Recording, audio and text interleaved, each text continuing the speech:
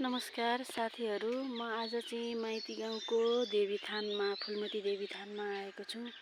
तपाईहरुलाई यहाँको म सानो छँदाको हिँडेको ठाउँ, मैले घाँस काटेको, मैले रुख पत्कर सोरेको अनि यस्तो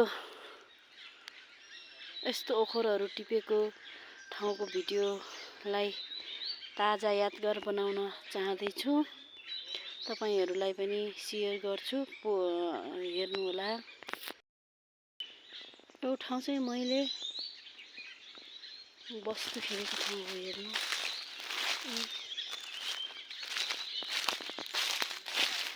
त्यो ठुलो रुख देखिएको छ, देवताको मन्दिर यहाँ छ। मन्दिर यो फुलमती देवीको मन्दिर। यो रुखहरू ठुला ठुला छन्। यो रुख छ, हेर्नु यत्रो ठुलो रुख छ। म सानै छँदादेखिको यस्तो देखिन्थ्यो, अहिलेसम्म पनि छ यो रुख। यस्तो छ यो रुखको बनावटहरू। अनि हामी यो बाटो सानो सानो हुँदाखेरि हामीले यो बाटोमा बस्तु खेद्थ्यौँ। यो चाहिँ एउटा पानी खाने ठाउँ, पँधेरो खोला जस्तो ठाउँ पनि हो। यस्तो छ, बाटो छैन। पहिला यही बाटो खेदिन्थ्यो, यहाँबाट उहिले झरिन्थ्यो, यहाँ गइराख्थ्यो। यस्तो यहाँनिरबाट पनि बस्तु हिँड्ने ठाउँ, मान्छे हिँड्ने ठाउँ, पानी बोकेर उकालो ओह्रालो हिँड्ने ठाउँ थियो। यस्तो छाँगा भएछ, यहाँ यस्तो थिएन। यो चाहिँ भवन हो, आमा समूहको भवन। यहाँ मिटिङ बस्ने गर्नुहुन्छ।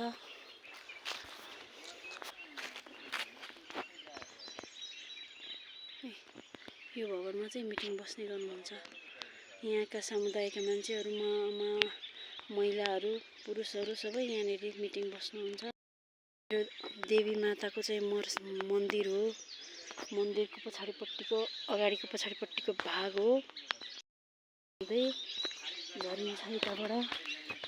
हेर्नु, यहाँ ठुलो पूजा पनि लाग्छ, पूजा पनि गर्छन् गाउँका सबै मान्छेहरू भेला भएर। हेर्नु साथीहरू, यहाँनिर चाहिँ पानी जम्ने पोखरी थियो। यहाँ आहाल भनिन्थ्यो। यहाँ बस्तुले पानी खान्थ्यो। योभन्दा तलतिर पनि थियो एउटा आहाल। अहिले चाहिँ पुरै परिवर्तन भएछ। पुरै यस्तो जङ्गल झाडी भएछ, यस्तो खोज भएछ। यस्तो थिएन म हुँदाखेरि, होइन।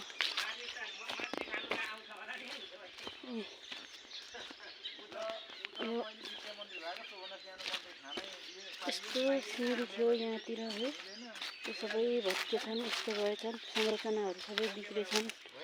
यहाँ ढुङ्गे धारा थियो। यहाँनिर चाहिँ यस्तो छैन पानी आउने ठाउँ पनि। यहीँ पानी थापिन्थ्यो लाइन बसेर।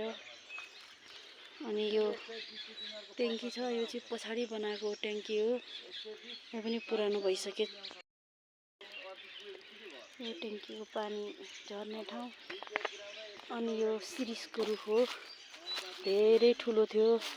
यो पनि बुढो भएर चाहिँ भाँचिएर झरिसकेछ। यी थोरै सानो मात्रै छ। यस्तो थियो। यहाँ मुनि पनि कुवा थिए, धारा थिए। यहाँ मन्दिर पनि धारा थियो, यहाँ पनि छैन। सबै केही पनि छैन, पुरै परिवर्तन भइसकेछ। म चाहिँ लगभग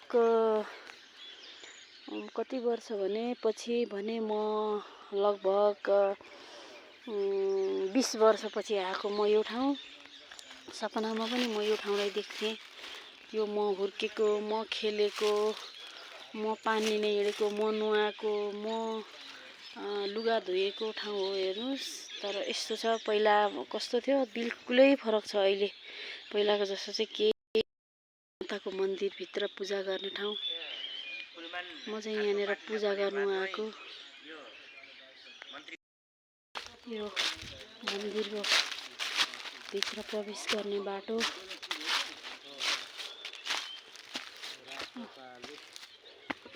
उहाँहरू पनि पूजा गर्न आउनुभएको।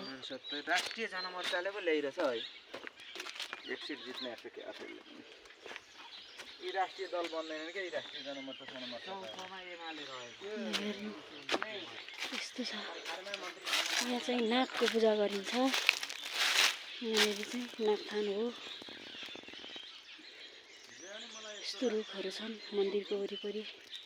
यहाँ पानी चाहिँ यस्तो ठाउँबाट पनि पानी आइरहेको छ जमिन मुनिबाट। यो चाहिँ देवीको शपले गर्दा होला।